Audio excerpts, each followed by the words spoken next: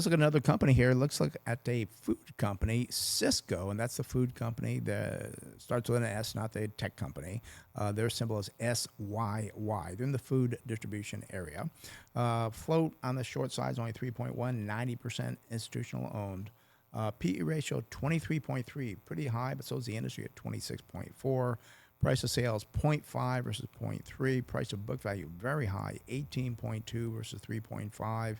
And price of cash flow, unfortunately, no sale here, 16 versus 11. And you do want the evaluation numbers to be lower than the industry. And also the PEG ratio, though, does look good, though. And this is price earnings divided by growth, what you're paying for the future growth, 2.4 versus 9.8.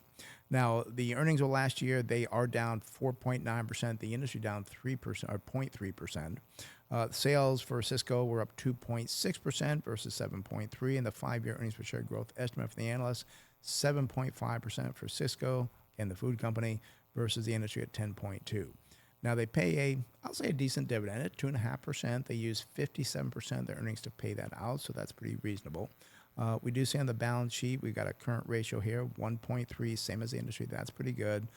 Concerning on the debt to equity, it's 6.6 versus 3.2, and I don't know why that'd be so high. They're just a food company. Well, there's no franchising, there's no banking, no. I don't know. That's something you got to look at. Yeah, that's very, very odd.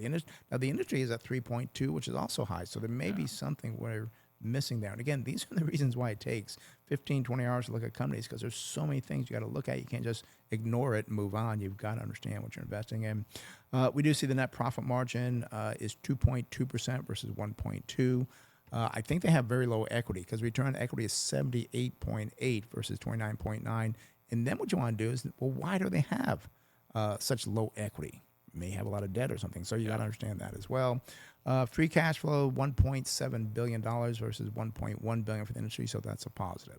Chase, what do you got? Yeah, I was just kind of digging through some stuff here. I was curious on the business. So, I mean, obviously we know they distribute food, but it also looks like they do supplies like paper products, disposable napkins, plates, cups, tableware consisting of glassware and silverware. So, I mean, they seem to do a lot of distribution really for the restaurant industry. And I was curious, about, it looks like 60-ish% of the business comes from restaurants, but they also have the industries of education and government. So they supply food, it looks like, for colleges and other government entities, and then also healthcare. So I guess they're giving food to hospitals. And then travel and leisure. So kind of same boat in my mind as restaurants. But I was thinking this would be an interesting one because the economy has been so strong in terms of restaurant spending. I was like, hey, this is kind of an indirect play on restaurant spending. Yeah. But, disappointed by the debt, and kind of giving a little bit of the secret away here, but kind of disappointed by the numbers going forward as well. I will start with the current price, though, at $86.53. It is near its 52-week high, as that did hit that on Friday, actually, of $86.72. 52-week low, $67.12. The stock's been a good performer, up 21% over the last year. Over the last 5 years, it is up 12%, so not great there. And then over the last 10 years, you've doubled your money, up 100.25%. Going forward, though, this is where my disappointment lies.